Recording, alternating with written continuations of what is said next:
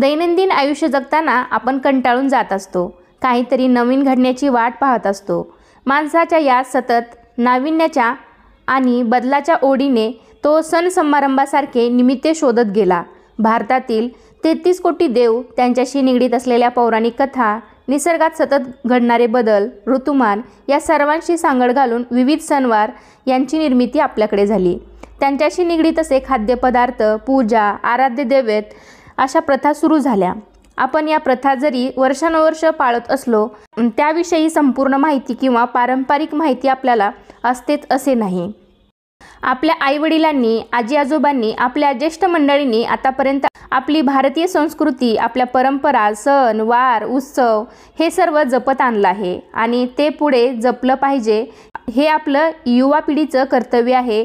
त्यामुळे आपल्या लहान मुलांना, आपल्या पुढच्या पिढीला हे सांगणं हे आपलं कर्तव्य आहे। त्याच निमित्ताने आपण प्रत्येक सणवार, ज्या प्रथा आहेत त्या कशा साजऱ्या करायचे, जे सणवार आहे ते कसे साजरे करायचे, तर याबद्दलचे संपूर्ण ज्ञान आपल्याला सुद्धा असणं आवश्यक आहे।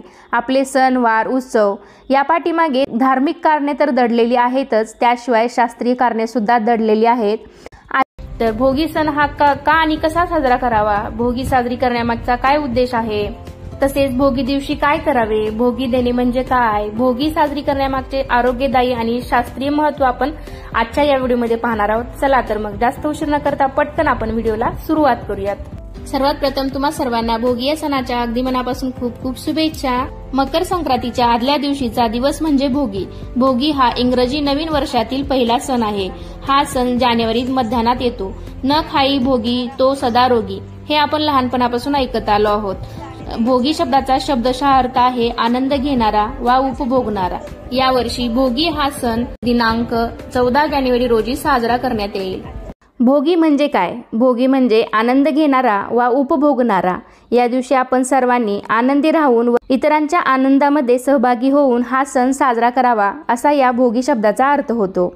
तसेच भोगीचा दुसरा अर्थ असा आहे की भोगी म्हणजे भोग। आपण देवाला जेवण्यापूर्वी नैवेद्य देतो, त्याला भोग असे सुद्धा म्हटले जाते। संपूर्ण भारतभर भोगी हा सण साजरा केला जातो। फक्त या सणाला वेगवेगळ्या राज्यात वेगवेगळ्या नावाने संबोधलं जातं, वेगवेगळ्या नावाने बोललं जातं। तमिळनाडूमध्ये या सणाला पोंगल म्हणून साजरं केलं जातं, तर आसाममध्ये भोगली बिहू म्हणून हा सण साजरा करतात, तर पंजाबमध्ये लोहरी, राजस्थानमध्ये उत्तरायण म्हणून हा सण साजरा केला जातो। तर या दिवशी जुन्या वाईट गोष्टींचा त्याग करून या दिवशी नवीन गोष्टी अंगीकारल्या जातात। या दिवशी उपभोगाचे आणि आनंदाचे प्रतीक असलेल्या देवराज इंद्राची पूजा सुद्धा केली जाते। भोगी या शब्दाचा अर्थ उपभोग घेणारा असा होतो। या दिवशी गावाकडे किंवा तुम्ही शहरी भागात सुद्धा राहत असाल तर आपलं घर या दिवशी स्वच्छ करून आपल्या दाराच्या समोर छानशी रांगोळी काढली जाते। तसेच घरातील सर्वजण या दिवशी अभ्यंग स्नान करून नवीन किंवा स्वच्छ कपडे परिधान करतात। तर या दिवशी अंघोळीच्या पाण्यामध्ये तीळ टाकण्याची सुद्धा आपल्याकडे पद्धत आहे। तर अंघोळीच्या पाण्यामध्ये तीळ टाकले जातात, तर त्यामागे वैज्ञानिक कारण सुद्धा दडलेलं आहे। तर मकर संक्रांत हा सण हिवाळ्यामध्ये येतो आणि थंडी भरपूर पडलेली असते, तर त्यामुळे तीळ हे उष्ण आहेत आणि ते पाण्यात टाकल्यामुळे त्याचे तेल हे पाण्यामध्ये उतरते आणि आपण त्या पाण्याने आंघोळ केल्यावर आपले शरीर मुलायम होण्यास मदत होते। कारण थंडीमुळे आपले शरीर हे स्क्रॅचेस पडलेले असतात किंवा उरलेलं असतं आपलं शरीर, त्यामुळे पाण्यात तीळ टाकून त्यांनी आंघोळ करण्याची प्रथा आपल्याकडे आहे। तसेच या दिवशी सासूरवाशीण मुली आहेत, भोगी सणाचा आनंद घेण्यासाठी माहेरी येतात। म्हणजे ज्यांचा पहिला संक्रांतीचा सण असतो तर त्या सुवासिनी मुली आहेत त्या माहेरी येतात। भोगीचे आणखी एक खास वैशिष्ट्य म्हणजे या दिवशी भोगीची भाजी घराघरामध्ये शिजवली जाते। विशेष म्हणजे या मोसमात सर्व प्रकारच्या भाज्या येतात। तसेच शेतात नवीन मालाला बहार आलेला असतो, त्यामुळे थकलेल्या शेतकऱ्यास थोडा विसावा लागतो। घरात शेतातलं पीक आलेलं असतं, त्यामुळे घरात आनंदाचं वातावरण सुद्धा असतं। भोगीच्या दिवसात गुलाबी थंडी सुरू झालेली असते, तर अशा वातावरणात गरम गोष्टी म्हणजेच आपण शेतात ज्या आपल्या भाज्या पिकत असतात, या मोसमामध्ये ज्या भाज्या येतात तर त्या आपल्या शरीरास खूप फायदेशीर असतात। म्हणून थंडी आणि भोगी या सणाचे औचित्य साधून भोगी सणाला खास भोगीची भाजी बनवली जाते। ही भोगीची भाजी कशी बनवली जाते, तर त्याच्यामध्ये कोणकोणत्या भाज्यांचा समावेश असतो, तर या मोसमामध्ये येणाऱ्या भाज्या आहेत वाटाण्याच्या शेंगा, पोवट्याच्या शेंगा असतात, घेवड्याच्या शेंगा असतात, वांगी असतात, गाजर, वालाच्या शेंगा, हरभरा, तीळ, तर अजून काही इतर भाज्या आपल्याकडे मिळत असतील त्यासुद्धा याच्यामध्ये समावेश केला जातो आणि या सर्व भाज्या एकत्र करून त्याच्यामध्ये तिळाचं किंवा शेंगदाण्याचं कूट घालून ही भाजी तयार केली जाते। आणि ही भाजी तीळ लावून केलेली बाजरीची भाकरी, तसेच ठेचा आणि मस्त मुगाच्या डाळीची खिचडी या दिवशी बनवतात आणि या सर्वांचा आस्वाद या दिवशी सर्व आपल्या सहकुटुंबासोबत सर्वजण घेत असतात। तर अशा प्रकारे आपल्या मराठवाड्यामध्ये हा सण अगदी मोठ्या उत्साहाने साजरा केला जातो।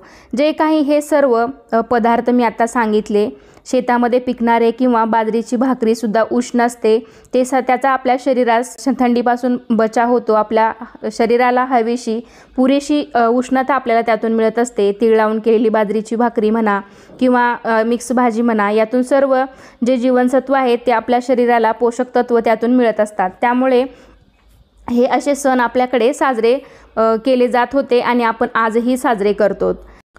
भोगीला ही भाजी सर्वत्र केली जाते, म्हणजेच कोस बदलला किंवा भाग बदलला की त्या भाज्या करण्याची पद्धतसुद्धा थोडीफार बदलत असते। तर बाजरी आणि तिळामध्ये उष्णता असल्यामुळे या दिवशी ही तीळ लावलेली बाजरीची भाकरी आणि भोगीची भाजी खाण्याची पद्धत आपल्याकडे आहे। तर भोगीच्या भाजीचा नैवेद्य घरातील देवांना, कुलदेवतेला तसेच गोठ्यातील गाईला सुद्धा या दिवशी दाखवला जातो। भोगी सणाच्या माध्यमातून संतुलित आणि पौष्टिक आहार घेण्याचा सल्ला आपली ग्रामीण संस्कृती, सणवार हे देत असतात।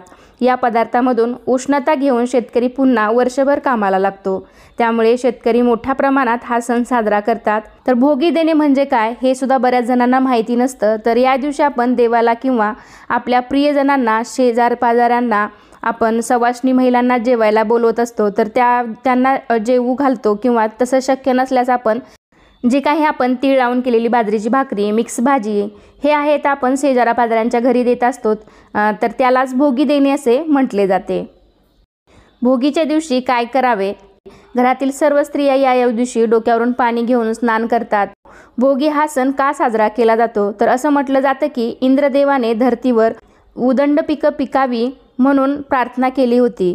वर्षानुवर्ष अशीच पिकं पिकत राहावी या योजनेसह, या प्रार्थनेसह भोगी हा सण साजरा करण्याची प्रथा आपल्याकडे पडली आहे असे म्हणतात। काही भागामध्ये सुगड पूजन सुद्धा या दिवशी केलं जातं, तर आमच्याकडे सुद्धा मराठवाड्यामध्ये सुगड पूजन भोगीच्या दिवशीच करतात। सुगड पूजन केल्यानंतर त्या सुगडांमध्ये तीळ लावून केलेली बाजरीची भाकरी, तसेच मिक्स भाजी, खिचडी या सर्वांचा नैवेद्य तीळ तांदूळ हे दाखवून त्या सुगडांची पूजा या दिवशी केली जाते। आणि मग संक्रांतीच्या दिवशी मग परत त्याच्यामध्ये तुम्ही जे काही आपण वाण केलेलं आहे, ओंब्या, ढाळे, बोरे, हरभऱ्याचे घाटे, वाटाणा, जे काही आपण वाण बनवलेलं आहे या दिवशी, ते वाण त्याच्यामध्ये भरून मग पुन्हा मंदिरामध्ये संक्रांतीच्या दिवशी ओसायला जातो। भोगी हा सण साजरा करण्यामागचा काय उद्देश असावा? माणसांच्या परस्पर संबंधामध्ये स्नेह व माधुरी यावे असा संदेश या सणाच्या माध्यमातून दिला जातो। या दिवशी जुन्या वाईटांचा त्याग करून चांगल्या गोष्टी अंगीकारल्या जातात। वर्षभर काही चुकले असल्यास तिळगुळ देऊन क्षमा मागितली जाते आणि वर्षभर नात्यातील गोडवा टिकून राहावा अशा शुभेच्छा एकमेकांना दिल्या जातात। मकर संक्रांतीच्या दिवशी एकमेकांना तिळगुळ देण्याची पद्धत आपल्याकडे आहे। यासोबतच तिळगुळ घ्या आणि गोड बोला असं देखील आवर्जून म्हटलं जातं। एक प्रकारे मकर संक्रांतीच्या हार्दिक शुभेच्छा देण्याच्या प्रथेमागे सर्वांनी एकत्र येणं आणि तिळगुळाप्रमाणे गोडीनं राहणं हा हेतू आहे। एवढंच नाही तर मकर संक्रांतीच्या आदल्या दिवशी म्हणजेच भोगीच्या दिवशी देवाला बाजरीची भाकरी आणि मिक्स भाजीचा नैवेद्य दाखवला जातो। या दिवशी असा नैवेद्य करून सर्वांनी एकत्र बसून खाणं हे देखील एक खास उद्देशाने केलं जातं। तर आजच्या व्हिडिओमध्ये तुम्हाला मी भोगी या सणाबद्दल संपूर्ण माहिती देण्याचा प्रयत्न केला आहे। तर कसा वाटला आजचा व्हिडिओ समजला असेल तर एक लाईक व्हिडिओला नक्कीच करा। चॅनलवरती नवीन असाल तर चॅनलला सबस्क्राईब करायला सुद्धा विसरू नका। अजूनही तुमचे काही प्रश्न असतील तर मला कमेंटद्वारे नक्कीच विचारू शकता। चला तर मग पुन्हा भेटूया अशाच एका छानशा आणि माहितीपूर्ण व्हिडिओमध्ये। तोपर्यंत धन्यवाद। श्री स्वामी समर्थ।